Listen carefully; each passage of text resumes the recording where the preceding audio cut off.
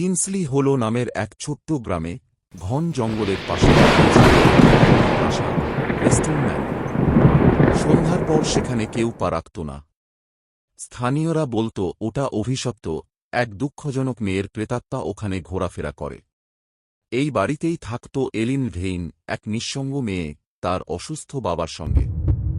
এক ঝড়ের রাতে সে হঠাৎ উধাও হয়ে যায়। তার ঘর তালাবদ্ধ ছিল, জানালা বন্ধ, তবুও সে নিখোঁজ। শুধু একটা ভাঙা আয়না ও ভেজা পায়ের ছাপ পাওয়া গিয়েছিল ঘরের মেঝেতে। বহু বছর পর ক্লারা উইন্সলো নামে এক ইতিহাস গবেষক সেই বাড়িতে এলেন। তিনি ভূতে প্রেতে বিশ্বাস করতেন না। তার লক্ষ্য ছিল বাড়িটির ইতিহাস লেখা। তিনি বলতেন, ভবন মানুষকে ভয় দেখায় না, মানুষ নিজের মনেই ভয় পায়। প্রথম দুদিনে তিনি বাড়ির সব ঘর ঘুরে দেখলেন। কোথাও কিছুই অস্বাভাবিক ছিল না। শুধু রাতে ঘরদোর একটু কাঁপত, আর মনে হতো যেন কেউ তাকিয়ে আছে।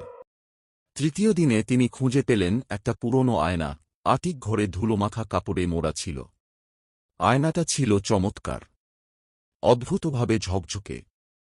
নিজের প্রতিবিম্বে চোখ রেখে ক্লারা ভাবলেন, যেন আয়নায় অন্য একটা জগৎ। তবে অদ্ভুত ব্যাপার হল, আয়নার ছবি তুললেও ছবিতে ক্লারার প্রতিফলন আসেনি। সেই রাতেই শুরু হল অস্বাভাবিক ঘটনা।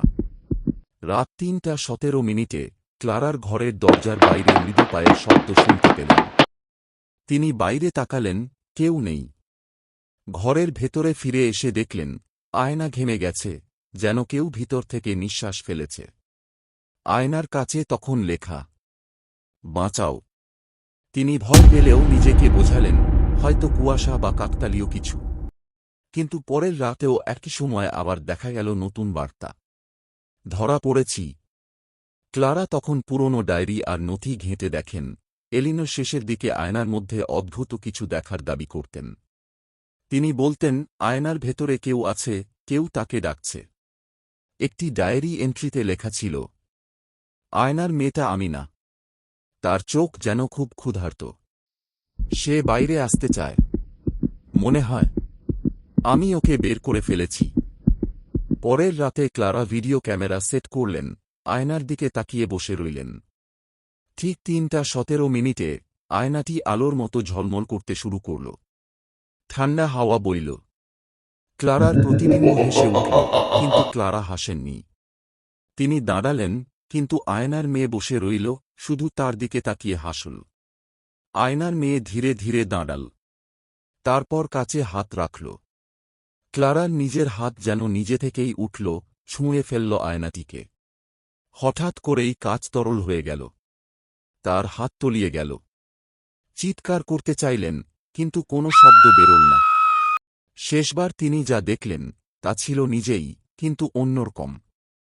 আয়নার ক্লারা তাকে ঠোঁট বেয়ে এক নিঃশব্দ হাসি দিল, তারপর আয়নার ভেতর থেকে যেন সে বাইরে এল। আর আসল ক্লারা হারিয়ে গেল আয়নার দুনিয়ায়। পরদিন সকালে এক গ্রামবাসী খেয়াল করলেন, বাড়ির দরজা খোলা। ক্লারার গাড়ি, ব্যাগ, সবকিছু ঠিকঠাক ছিল। শুধু একটা জিনিস আলাদা ছিল, আয়নাটা। এখন সেটি বসানো ছিল মূল দরজার পাশে। ঝকঝকে পরিষ্কার। আর খুব ভালো করে তাকালে আয়নার ভেতরে কোথাও যেন একটা মুখ দেখা যেত। ম্লান, কুয়াশার মত। এক জায়গায় আটকে আছে।